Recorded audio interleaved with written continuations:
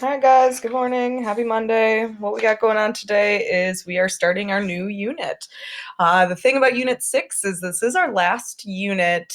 It's kind of funky though because it's either one really big unit or two smaller ones.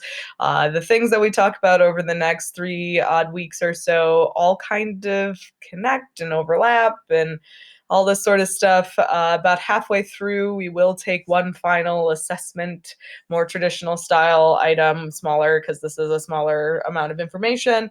But again, there's not much else to it. We're going to break it down by decades. So the next 2 weeks, we're going to focus on the 70s and 80s. And then after our little mini assessment, we're going to focus on the 90s to today, or as close as to today as we can. The final thing you'll do in this class will be in the final week, and it has to do with current events. So that's kind of where we're going. With that said and done, we're going to dive right in. You should pull out your notes. Again, we're going to be talking about, this is Unit 6, 1970s and 80s, starting with that lovely mug right there, one Mr. Richard Nixon. We've talked about him obviously last unit because he is integral in the end of Vietnam, but there's a lot of other things to know about Richard Nixon before we get to his inevitable impeachment, which we'll talk about tomorrow. Okay, so notes out. Here we go. So, with Nixon's rise to power in 1968, he brings with him into the White House a brand new approach, right? His approach is, in a broad sense, referred to as new conservatism. Okay, the new conservatism that he is bringing to the table is kind of playing off of the development of the new right during the later part of the 1960s. Again, under LBJ's time in office, where you have this kind of reaction in the American public to approach things more conservatively. Nixon, as a Republican, as a conservative Republican, is going to play off of that mentality in the country. When he is elected in 68, he is going to basically do what every president does and create a plan. His plan is referred to as New Federalism. New Federalism, the overarching goal here is to decrease the size and influence of the federal government. And the way to do that is to distribute parts of it from our central federal government and give more back to the state and local side of things.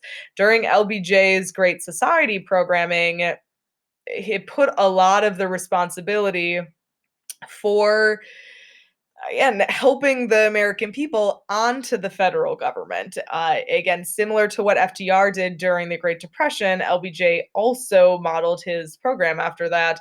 So he wanted to create, again, lots of different things to help with what was going on in our country. What Nixon and his administration are attempting to do with his plan is to give more financial freedom to the state and local governments by lifting some of the restrictions that had been put into play. So, state and local governments are going to be given money in the federal budget, and they get to decide how they use it. Of course, this is within reason. Again, a state can't just do whatever they want. The what this is referred to as is revenue sharing. So again, each state has different things that they need, and each local government has different demands being put onto them.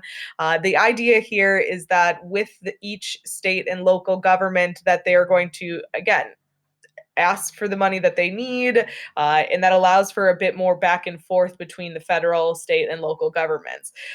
The other thing that New Federalism is going to do in order to create this extra freedom in finances is by enhancing certain policies, ones that the federal government is going to keep going, and then dismantling and throwing out other programs. So the policies and programs that are, again, deemed necessary through New Federalism are going to get beefed up, where other programs that Nixon and his administration are going to look at and they'll be like, nah, these don't need as much money, time, effort, so on and so forth. So some that get beefed up: Social Security, Medicaid, Medicare, food stamps, the food stamp program, these welfare programs overall.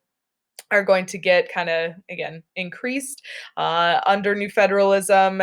Things like the Job Corps, which is a federal employment program, the Housing and Urban Development Department is going to get cut as far as funding goes. They're not going to be able to do as much at the federal level. That's going to be put back onto the state and local governments.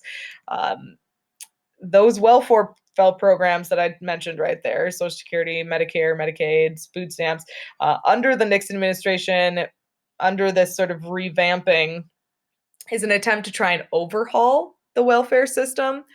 The thing about government welfare is that it's complex and it's difficult.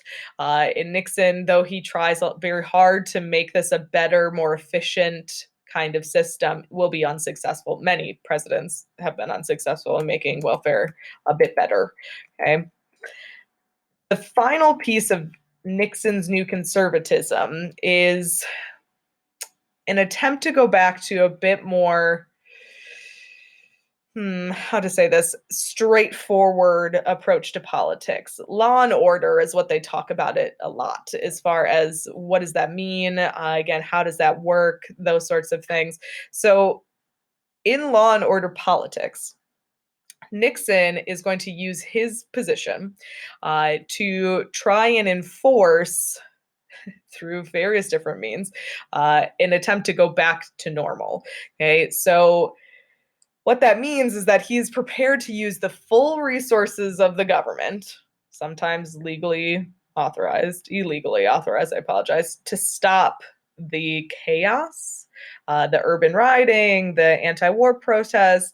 In order to do that, and what I mean by illegal resources is that under Nixon's time in office, in order to try and control the population, he authorized the investigation and compiling of documents on dissidents. Dissidents are going to be people who work against the government in this instant.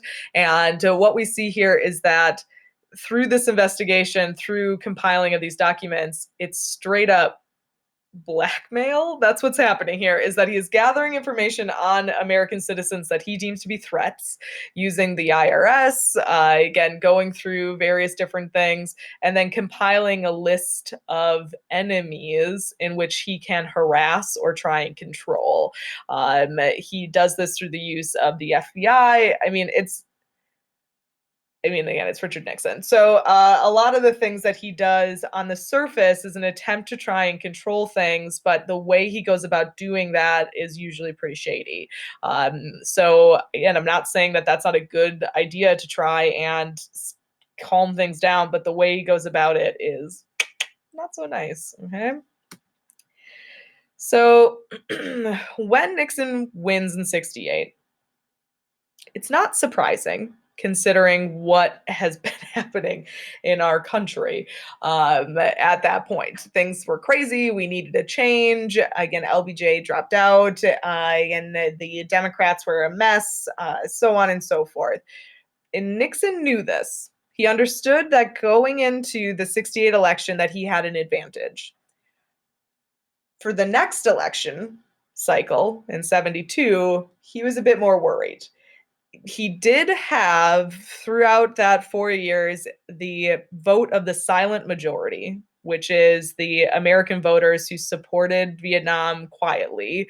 Again, they call them the silent majority because most Americans, again, they supported our involvement. They might not have liked it, but and they're not part of the loud, I guess, dissident group that is fighting so hard against Vietnam. So he had those voters, but he needed more. If he wanted to win in 72, he needed to attract different voters to the Republican Party. And the group that he really wanted to try and appeal to is the Southern Democrats. The Democratic Party by the mid to late 1960s is very divided into different subgroups.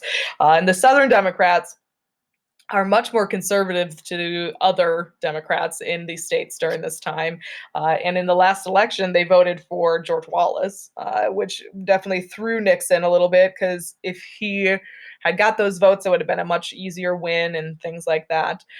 So, what Nixon does is he takes some stances specific to trying to win the Southern vote. The Southern strategy, as he calls it, is what he and his administration do to actively convince the Southern Democrats to vote Republican in 72. So, one of the things that he's going to try and do is appeal to the unhappiness with desegregation. And there's a lot of Southern Democrats who do not agree with desegregation, who don't want to see this happen. Again, another piece of this is he wanted to guarantee Southern representation on the Supreme Court. At this moment, in the late 1960s, the Supreme Court is pretty liberal. It leans very much to the left. So he wanted to try and fix that. So the first thing he does to appeal to the unhappiness to desegregation, because he couldn't come out in public support of it could not, again, come out in support with segregation, because that would have lost him a bunch of voters. He also couldn't come out the other side of get everything integrated. So what he does to try and kind of find that middle ground is he orders the Department of Health, Education, and Welfare to delay desegregation plans. This outright breaks the law. There's a lot of evidence during Nixon's administration where he just straight up disregarded what was there. This is one example of this. Brown 2, again, with all deliberate speed, is being violated by this. He opposed the extension of the Voting Rights Act in 65. It happened anyway, even though he opposed it. He spoke out against the busing. That was an attempt by cities to try and integrate schools better to be able to get kids where they need to go. So these are all things that he did publicly that showed that he was sympathetic to the South and their unhappiness with how things were going with desegregation. The other side of the strategy, of course, had to do with the Supreme Court. The Warren Court, as it was referred to, the Supreme Court that was in charge basically from FDR through LBJ, was, again, being criticized for being too liberal. Just happened that during Nixon's his first term in office, that 4 Supreme Court justices are going to retire. They're going to step down from their positions, including, again, Chief Justice Earl Warren. The president gets the chance to nominate new judges that get approved by the Congress and then are appointed. He moves very quickly to get new conservative faces into the Supreme Court. This kind of backfires on him, though, because those conservative judges don't always vote conservatively.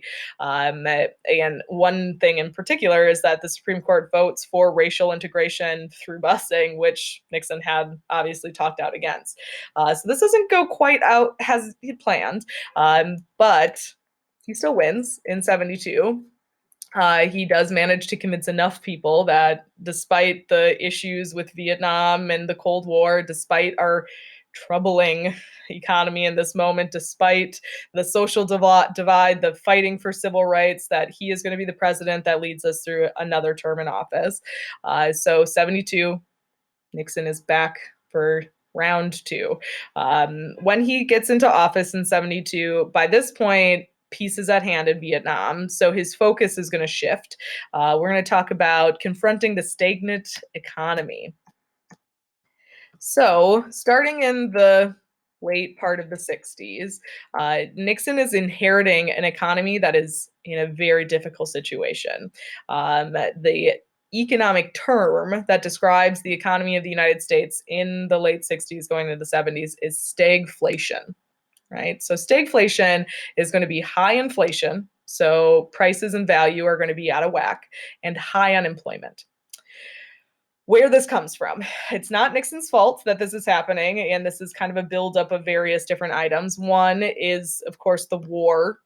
It's very expensive, and social programs, very expensive, and LBJ was using deficit spending. Remember, spending money that the government did not have. Okay, so we are driving the federal government into debt. We as a nation are facing increased competition in international trade. The rest of the world, as we are like again, right away after World War II, we were in a really good spot. The rest of the world is catching up now, and they're starting to make a name for themselves. And it's harder for us to be able to compete with them because we've got so many other things happening in our country. We have a huge increase in the amount of people who are trying to get work. So unemployment is affected by that. So more women are trying to work. The baby boomers are all, again, getting out of college, going to find jobs. And the other piece of this, and one that is really tough, is that by the mid-century here, we have become almost entirely reliant on foreign oil to supply our gasoline needs. Okay.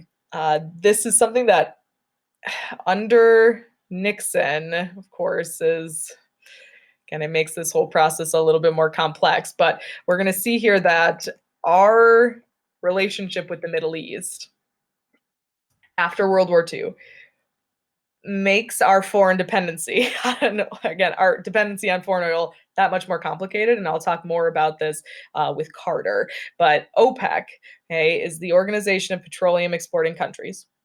Right? They're the ones who control how much oil costs, which of course impacts our gas prices.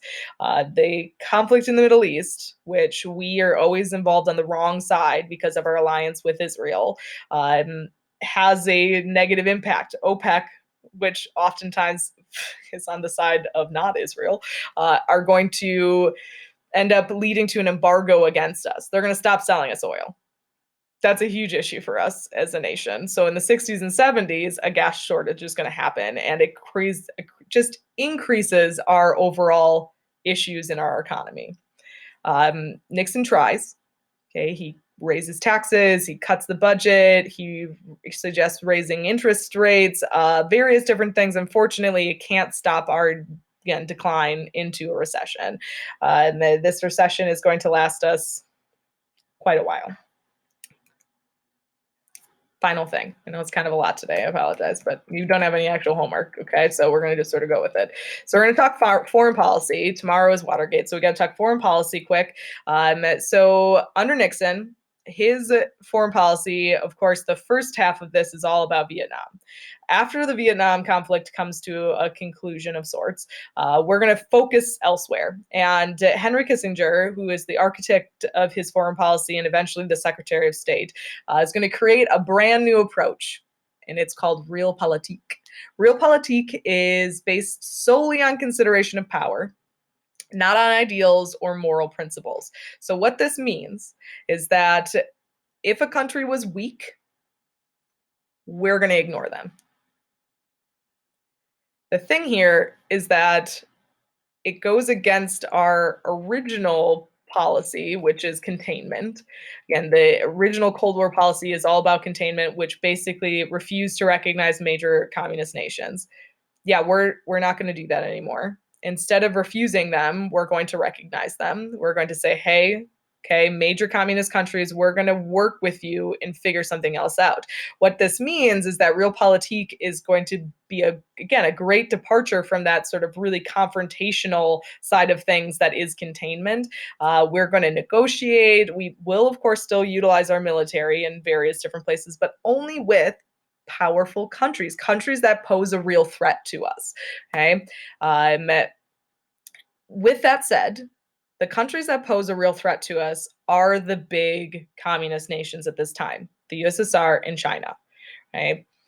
With that in mind, Henry Kissinger and Nixon are going to create a policy referred to as détente, which is a series of negotiations that are aimed to try and ease Cold War tension. The first country we're going to look to is China. Since 1960, China and the USSR have had no relationship, which is something we want to take advantage of, right? China, by the late 1960s, is growing, it's prospering, it's doing really well. Nixon goes to China.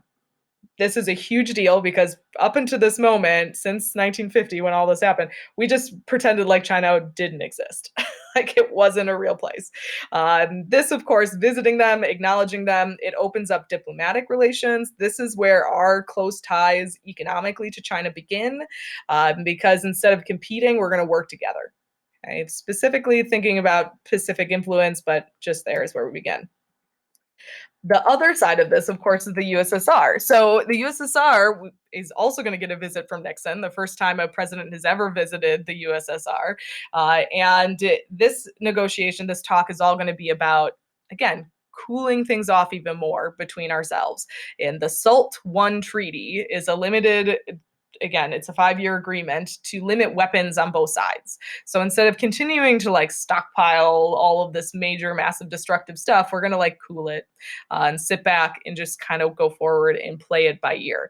So realpolitik is this idea of we're actually going to work together and keep an eye on those places that are big threats, and then other places are going to get ignored for now. Okay?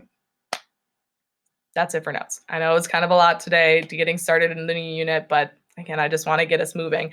As far as work to be completed, the only thing you have to concern yourselves with today is getting that local history project submitted correctly. And all of the information is on Classroom. Again, I will accept technically through the end of the week, but every day you're going to lose more points, as you can see right here. Again, there's the templates there, there's samples, there's a how-to. You should email me with questions and concerns. Just keep checking Classroom for notes. There'll be notes tomorrow, so on and so forth. You won't have an actual assignment until Wednesday is what the plan looks like right now. If you have questions, make sure you email me. Otherwise, I hope you guys have a good day.